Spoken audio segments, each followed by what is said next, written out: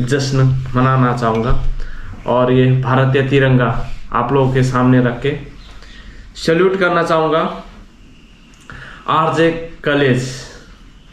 कर medical college का जो केस था आप लोगों को मालूम है, जहाँ पर विक्टिम को रेप करके मारा गया और उसके बाद उनके फैमिली को हैरेसमेंट किया गया और जो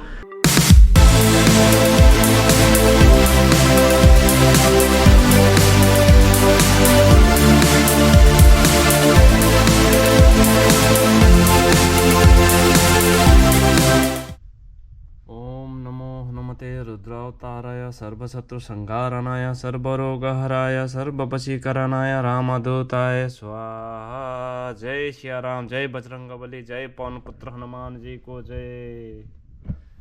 जय श्री राम, जय जय श्री राम, जय पवन पुत्र हनुमान जी को जय। तो दोस्तों आज मैं बहुत ही ज्यादा खुश हूँ। तो आज एक हंसी सा चेहरा लेके आपके सामने आप लोगों के सामने में ये वीडियो शेयर कर रहा हूँ। उम्मीद है कि आप लोगों को अच्छा लगेगा। अगर आप लोग चैनल में नए हो तो हमें जरूर सपोर्ट करें।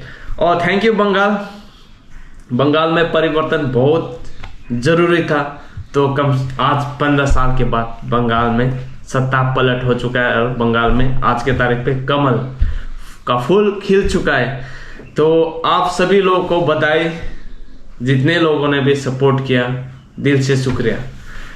तो मैं तो हमेशा यही प्रे कर रहा था, ये विधानसभा का वोट है ना, इसमें किसी भी हाल में इस बार बंगाल में कमल का फूल ही खिलना चाहिए, कमल का फूल ही खिलना चाहिए। मैं इसके आगे कभी ऐसा वीडियो नहीं बनाया मगर आज बना रहा हूँ, क्योंकि जो मेरा प्रे था भगवान श्री राम के ऊपर जो आस्था था, भरोसा था, वो आज सिद्ध हो चुका है। तो बीजेपी के जीत का जश्न से भी ज़्यादा मैं एक माँ का जीत का जश्न मनाना चाहूँगा और ये भारतीय तिरंगा आप लोगों के सामने रख के सैल्यूट करना चाहूँगा। आरजे कर मेडिकल कॉलेज का जो केस था आप लोगों को मालूम है, जहाँ पर विक्टिम को रेप करके मारा गया और उसके बाद उनके फैमिली को हैरेसमेंट किया गया और जो विक्टिम की माँ थी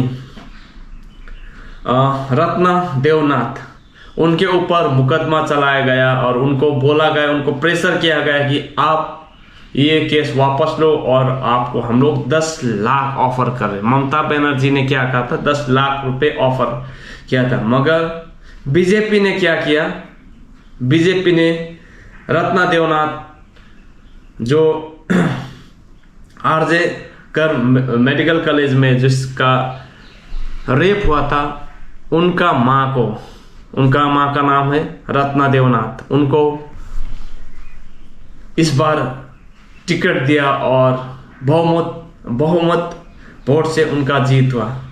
तो सैल्यूट है उनको भी और सैल्यूट करना चाहूँगा मोदी जी। तो मैं इसलिए बहुत ज़्यादा खुश हूँ, बहुत टाइम से भावुक था यार। इतना प्रेशर अपने एक होनहार बेटी को खोने का जो दुख और दर्द रहता ना, सिर्फ वही माँ बयां कर सकती है। हम लोग सिर्फ देख सकते हैं, है ना, क्योंकि आज के तारीख में मेरा भी एक बेटी है घर पे। तो आने वाले वक्त में किसी के साथ भी ऐसा नहीं ना हो और होगा भी नहीं, क्योंकि जब तक मोदी है तो मुमकिन है। सभी लोग बोल रहे थे यार तू तो बहुत अंधा भक्त की तरह बात करते है। भाई मैं अंधा भक्त हूँ तो मैं प्रभु श्री राम का भक्त हूँ, मैं अंधा भक्त हूँ तो मैं प्रभु श्री राम और बजरंगबली का हूँ। तो मेरे इतने टाइम से ये दुआ चल रहा था कैसे भी करके इस बार बंगाल में कमल ही आना चाहिए, वो आ चुका है और मुझे तसल्ली मिली और मैं बहुत खुश हूँ कि जो आरजे कर मेडिकल कॉलेज में जिस तरीके से प्रताड़ित करके और रेप करके उस बहन को मारा गया था, उनको आज कहीं ना कहीं जस्टिस मिला है दोस्तों, आज कहीं ना कहीं जस्टिस मिला। तो इसलिए भी मैं बहुत खुश हूँ। और जिन्होंने भी ये रेप किया था, है ना, टीएमसी ममता बनर्जी ने उनको विधानसभा का टिकट दिया था। तो ये डिफरेंट है। बीजेपी ने एक विक्टिम का माँ को टिकट दिया और टीएमसी ने कल्प्रिट को फेवर करते हुए उनको वोट के लिए टिकट दिया था, इलेक्शन एमएलए विधानसभा इलेक्शन का टिकट दिया था।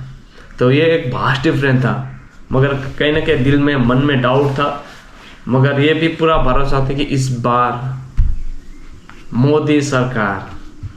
तो बंगाल, धन्यवाद आप सभी लोगों को। मेरा तो छोटा राज्य दार्जिलिंग है, अगर बंगाल में परिवर्तन हो गया, बंगाल अगर प्रोग्रेस कर रहा है ना, तो दार्जिलिंग तो प्रोग्रेस करेगा ही करेगा।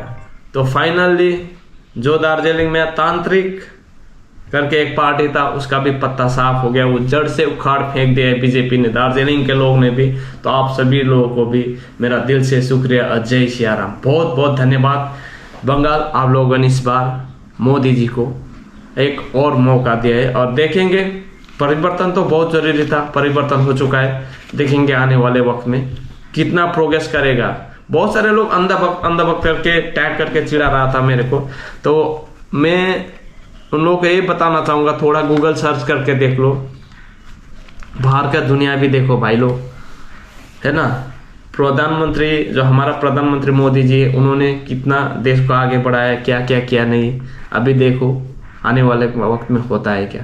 सो गाइस, टीएमसी का जो पतन जो होना था वो होके ही रहेगा, और हो भी गया। मैं तो यही चाहता था जितना जल्दी हो सके बंगाल में परिवर्तन आए। टीएमसी का सबसे गंदा जो राजनीति मुझे लगा अभी फिलहाल, जो आरजे कर मेडिकल कॉलेज में जो रेप हुआ था, उनको विक्टिम का जो न्याय मिलना चाहिए था, नहीं मिला।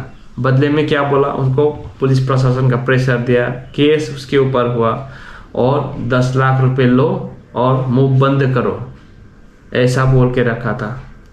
रत्ना देवनाथ जो विक्टिम की माँ थी, उनको इतना प्रताड़ित किया गया, इतना मेंटली टॉर्चर किया गया दोस्तों। आप लोग और हम लोग सिर्फ सोच सकते हैं कि यार क्या बीता होगा उनके ऊपर।